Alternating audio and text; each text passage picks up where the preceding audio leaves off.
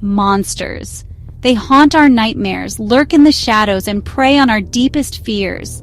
We tell stories about them, write books, and make movies, always keeping them at arm's length. But what if the monster isn't a creature of myth or legend? What if the monster lives next door? Jeffrey Dahmer wasn't a mythical beast or a figment of our collective imagination. He was real, and he was terrifying. He was the quiet guy at the end of the bar, the seemingly ordinary neighbor. But beneath the surface, a storm raged. A darkness festered. Jeffrey Dahmer was a monster hiding in plain sight. Dahmer's story is not for the faint of heart. It's a chilling descent into the abyss of human depravity, a gruesome catalog of murder, cannibalism, and necrophilia. His victims, young men lured into a web of death, never had a chance. Their lives, hopes, and dreams were extinguished in a horrific instant, leaving behind only shattered families and a city gripped by fear. But to truly understand the monster Dahmer became, we have to go back to the beginning. Jeffrey Lionel Dahmer was born on May 21, 1960, in Milwaukee, Wisconsin. His childhood was, by all accounts, unremarkable. There were no signs of the darkness that would later consume him. Or were there? Some experts point to Dahmer's early fascination with death. As a child, he was captivated by animal bones, even dissecting roadkill. This morbid curiosity, they argue, was an early warning sign, a harbinger of the horrors to come. His family life was far from idyllic. His parents, Lionel and Joyce, had a volatile relationship, their constant arguments casting a pall over the household. Dahmer, a shy and withdrawn child, often retreated into himself. Some psychologists believe that this tumultuous upbringing, coupled with his burgeoning fascination with death, created a perfect storm, setting the stage for his horrific transformation. By the time Dahmer reached adolescence, he was already struggling. He was withdrawn, socially awkward, and increasingly isolated. He found solace in alcohol, using it to numb the pain and loneliness that gnawed at him. June of 1978. Dahmer, fresh out of high school, found himself alone. His parents, locked in a bitter divorce, had moved out, leaving him to fend for himself. It was during this time, in the isolation of his newfound freedom, that Dahmer committed his first murder. His victim was Stephen Hicks, a hitchhiker Dahmer lured back to his parents' empty house. The details, like most of Dahmer's crimes, are disturbing. He bludgeoned Hicks with a dumbbell, strangled him, and then dismembered the body, scattering the remains in the woods. This first kill was a turning point, a chilling descent into the abyss. The act of murder, far from repulsing him, seemed to awaken something dark and primal within him. The floodgates had opened, and there was no turning back. Section 4. Descent into Madness, the Milwaukee Monster. The years that followed Dahmer's first kill were marked by an escalating pattern of depravity. From 1987 to 1991, he murdered 16 more victims, mostly young men of color. His methods were cold, calculated, and utterly horrifying.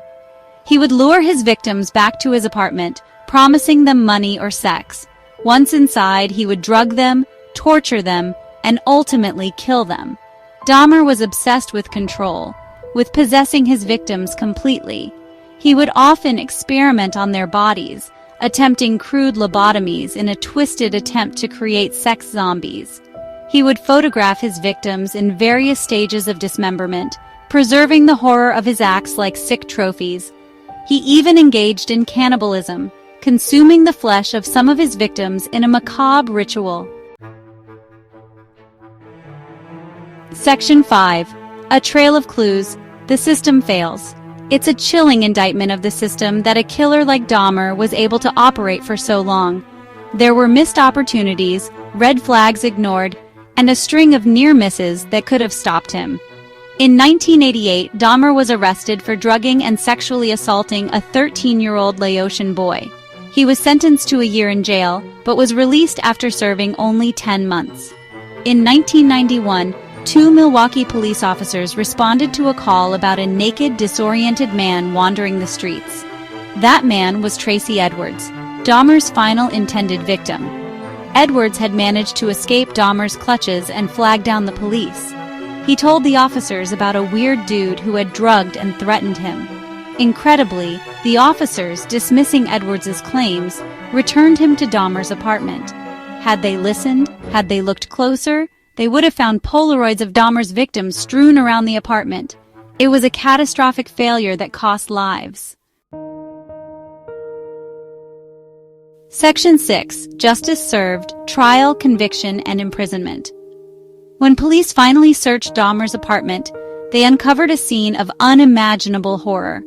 Body parts were found in the refrigerator, skulls lined the shelves, and a vat of acid held the dissolving remains of his victims. The evidence was overwhelming, irrefutable. Dahmer was arrested and charged with 15 counts of murder. His trial, which began in January 1992, captivated the nation. Dahmer, who had pleaded guilty but insane, sat emotionless in the courtroom as the horrifying details of his crimes were revealed. The jury, however, rejected his insanity plea. On February 17, 1992, Jeffrey Dahmer was found guilty on all 15 counts of murder and sentenced to 15 consecutive life terms. He was sent to Columbia Correctional Institution in Portage, Wisconsin, to live out the rest of his days. Section 7. Death and Legacy, The Monster Within. Jeffrey Dahmer's time in prison was short-lived. On November 28, 1994, he was beaten to death by a fellow inmate, Christopher Scarver. With his death, the world breathed a collective sigh of relief. The monster was gone, but the questions lingered. How could someone like Dahmer exist? What drove him to commit such unspeakable acts? Was he born evil, a monster in human skin? Or was he a product of his environment, a twisted soul shaped by a chaotic upbringing and a series of unfortunate events? The debate rages on: nature versus nurture, good versus evil. The truth, as is often the case, is probably somewhere in between.